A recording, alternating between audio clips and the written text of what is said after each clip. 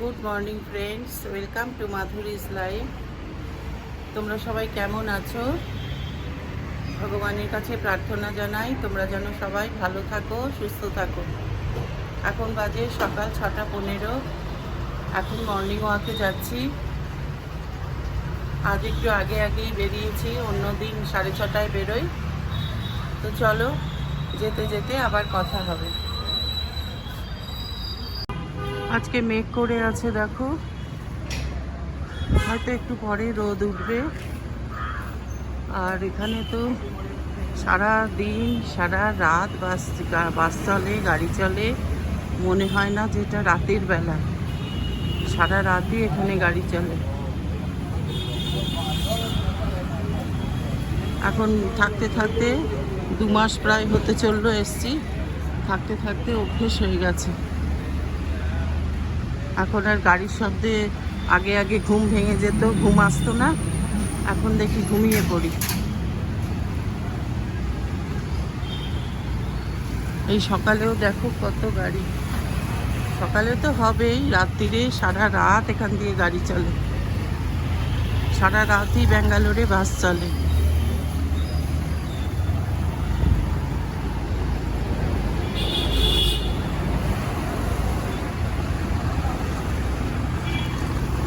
এখান থেকে মন্দির প্রায় 1 কিলোমিটার।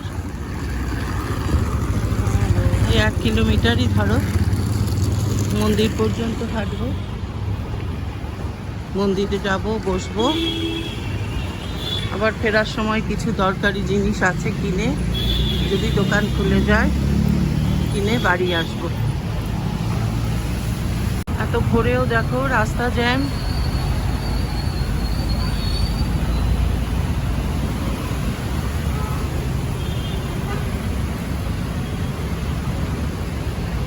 মন্দির এসে গেছে।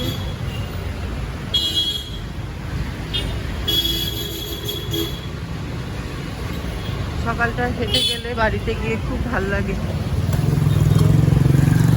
কদিন ধরে হাঁটছি,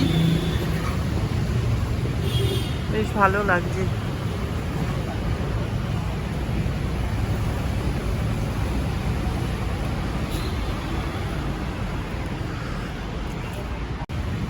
জয় শিব শম্ভু, জয় মহাদেব। এখানে দেখো পুজো হচ্ছে, ঠাকুর মশাই মন্ত্র বলছেন। এখানে হলো পেছনের গেটটা। এই গেটটা সকালে বন্ধ থাকে।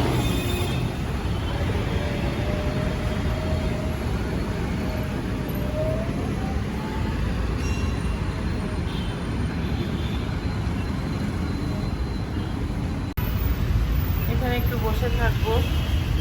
তুমি দেখো,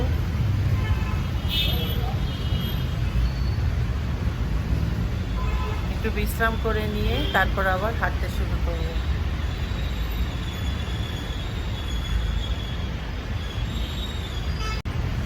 ইউটিউবে দেখলাম অনেকে বলছে আবার যে মহাদেবকে প্রদক্ষিণ করতে হয় না, মানে পুরোটা প্রদক্ষিণ করে আসতে হয় না। কিন্তু এখানে তো দেখছি সবাই করছে, প্রদক্ষিণ করছে, 7 বার করে বোঝায় না। এই কোনটা ঠিক কোনটা বেঠিক কিছু বুঝতে পারি না।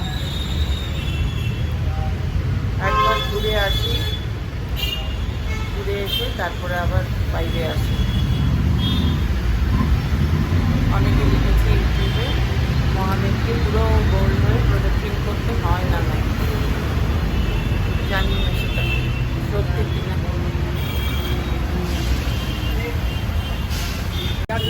এই দোকান থেকে একটু সবজি নিলাম, আর ডিম নিলাম, দুধ নিলাম, এসব নিয়ে এখন যাচ্ছি।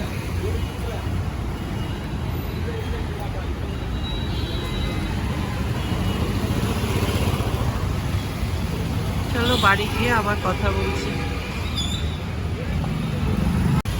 যাওয়ার পথে এখানে এলাম ডায়াগনস্টিক সেন্টারে, অ্যাপোলো।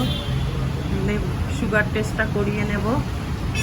খালি পেট আছে, হাজব্যান্ড করাবে। আমি কিছুদিন আগেই করিয়েছি।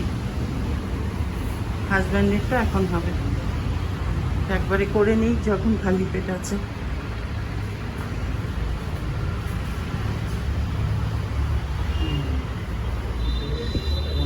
এখানে একটু বসবো।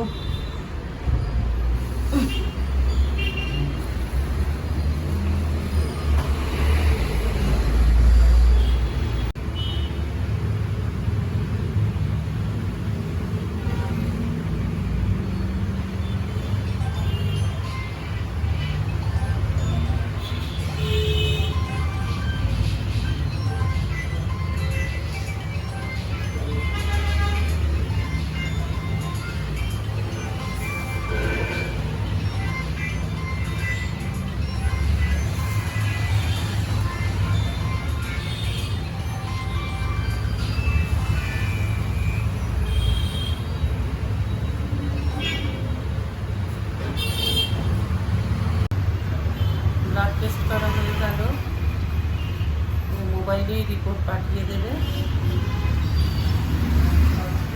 এখন যখন পেটটা খালি আছে বললাম করে দেবো।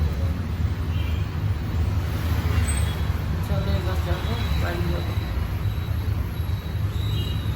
বাড়ি এসে হাত পা ধুয়ে ব্রেকফাস্ট বানাতে এলাম।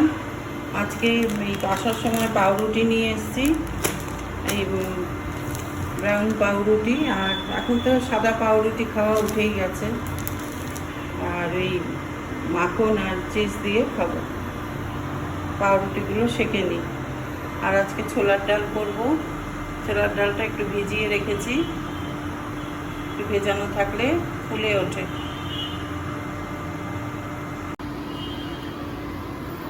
দেখো এখানে দুধটা কি ঘন, ওপরে হলুদ লেয়ার পড়ে যায়।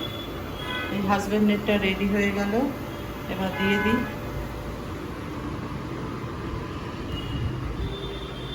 ফেরার পথে কি বাজার করে আনলাম দেখো, এই ডিম, করলা একটাই এনেছি কারণ রোজই হাঁটতে যাওয়া হয়, দুটো দুধ,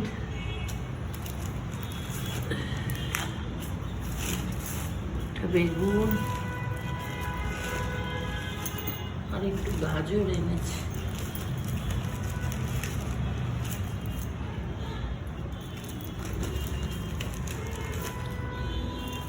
এই নিয়ে এসছি। এখানে দুধটার নাম দেখো, নন্দিনীর থেকেও ভালো এই দুধটা, তিরুমালা, ভীষণ ঘন দুধটা, আর ছানা করলেও অনেকটা ছানা হয়। এই বাজার করে নিয়ে এসছি। ব্লিঙ্কিটে অর্ডার দিয়েছিলাম, কলকাতায় শুনলাম গিফট দিচ্ছে, কিন্তু এখানে বললো নেই, সানডেতে অর্ডার দিতে। আমি খুলে দেখাচ্ছি কি এটা। এই গোবিন্দভোগ চাল,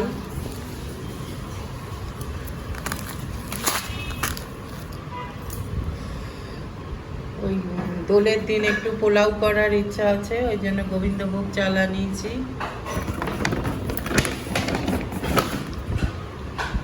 আর এই যে টাটা গোল্ড,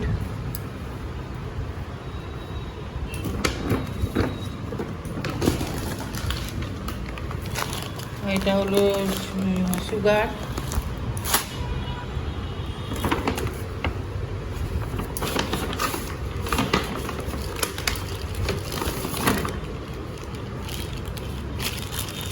দুটো ক্যাপসিকাম দিয়েছিলাম, একটা ক্যাপসিকাম দিয়েছি, বড় অবশ্য অনেক। এই একটা উজালা,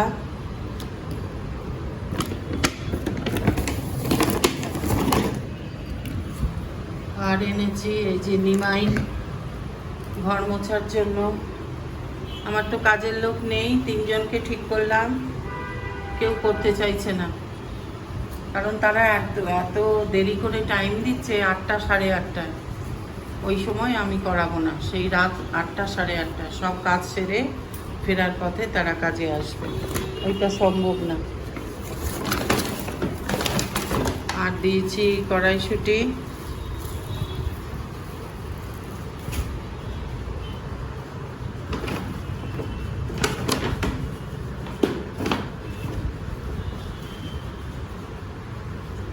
একটা ফেভিস্টিক,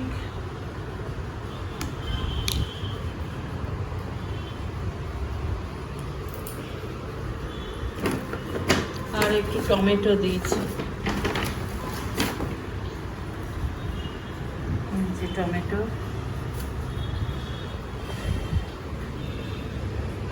এই অর্ডার দিয়েছি, এটা খুলে দেখাচ্ছি এটার মধ্যে কি আছে।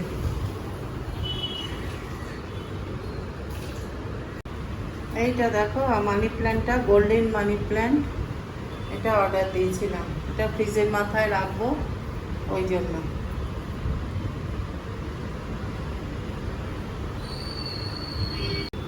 নিমাইল এই বড়টাই আনালাম, ছোটটা আনালে আরও খরচা বেশি পড়ে, ওই জন্য এবার বড়টাই এনেছি, বড় সাইজটা।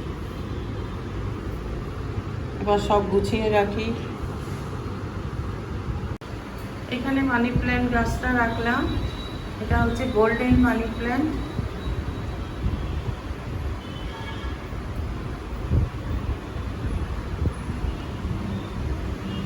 এবার চলো দেখাই যে সকালে হেঁটে আসার পথে কি কি কিনে এনেছি। মর্নিং ওয়াক সেরে ফেরার পথে দেখলাম এই সব দোকানগুলো খুলে গেছে। আমার খুবই দরকার ছিল একটা ক্যাসারোলের, কালারটাও বেশ আনকমন।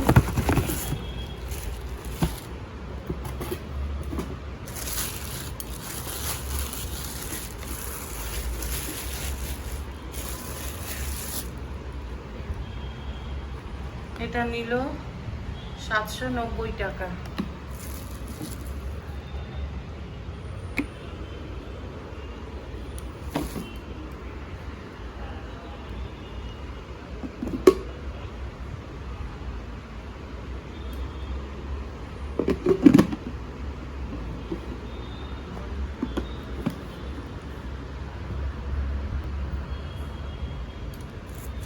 আর কিনলাম একটা ইয়ারফোন বোটের, ছেলেই বলে দিয়েছিল আনতে, যদি দোকান খোলা পাও। অ্যামাজনে অর্ডার দিলে দেরি হয় ভীষণ, ওয়েট করে থাকতে হয়, ওই জন্য আমি এটা দেখাচ্ছি খুলে। আর একটা বেড কভার নিয়ে আসলাম, সব কালারগুলো ভীষণ ডিপ ডিপ, কটনেরই, এটা পিওর কটনের। এই কালারটাই একটু লাইট ছিল, ওই জন্য এটা আনলাম।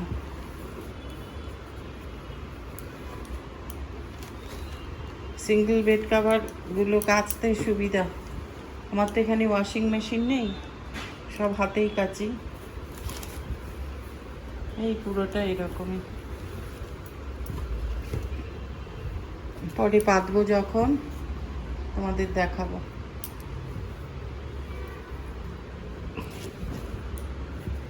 এই কিনে বাড়ি আসলাম, এসে ব্লিঙ্কিটে অর্ডার দিলাম,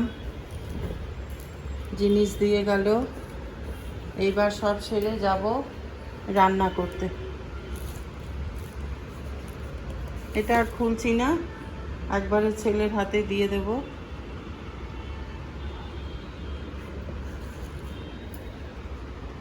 তো চলো এবার রান্নাঘরে যাই। দেখো চাদরটা খুললাম, কি লেখা রয়েছে, আই অ্যাম এ কিং। খুলে দেখছি ভালোই হয়েছে দেখতে, কালারটা বেশ মিষ্টি লাগলো।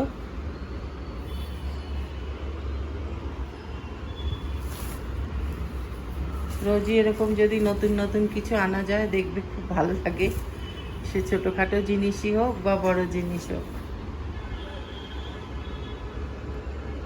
এবার রান্না করতে ঢুকবো। ভাত আর ছোলার ডালটা হয়ে গেল,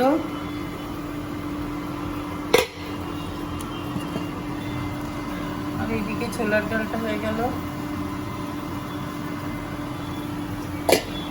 করলা ভাতে সেদ্ধ বসিয়েছি, ভাতে দিই না কারণ ছেলে খেতে চায় না, ওই জন্য করলাটা আলাদা সেদ্ধ করে নিই। এরপর ভাজাটা করব। আর বেগুন আর কাটলাম না আজকে, ঢ্যাঁড়সটা শুকিয়ে যাচ্ছে, আলু আর ঢ্যাঁড়স ভাজা আর একটু পাঁপড় ভাজা করব। এটা করলাটা সেদ্ধ হয়ে গেলে এটা নামিয়ে তারপর করব। দেখো রান্না সব হয়ে গেল। এখানে ডিমের ঝোল হয়ে গেছে, আর এখানে শসা কেটে নিয়েছি, আর এই করলা সেদ্ধ করে তেল নুন দিয়ে মেখে নিয়েছি, আলু ঢেঁড়স ভাজা, পাঁপড় ভাজা, আর এখানে হচ্ছে ভাত, এখানে হলো ছোলার ডাল, একটু ধনে পাতা দিয়েছি, ধনে পাতার গন্ধটা খুব ভালো লাগে। ডিমের ঝোলেও ধনে পাতা দিয়েছি অল্প। তো আজকের মতো রান্না কমপ্লিট।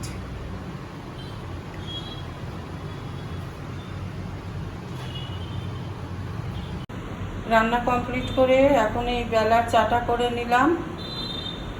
আমার র চা, হাজব্যান্ডের দুধ চা। এই চা খেয়ে খানিকক্ষণ বিশ্রাম করে তারপর স্নানে যাব। স্নানের সময় এই জামা কাপড়গুলো কেচে দিয়েছি, আজকে উজালা আনিয়েছি।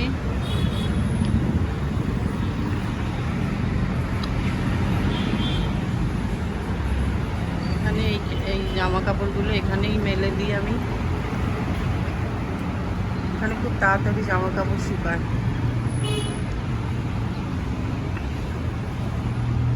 এরপর যাব পুজো দিতে।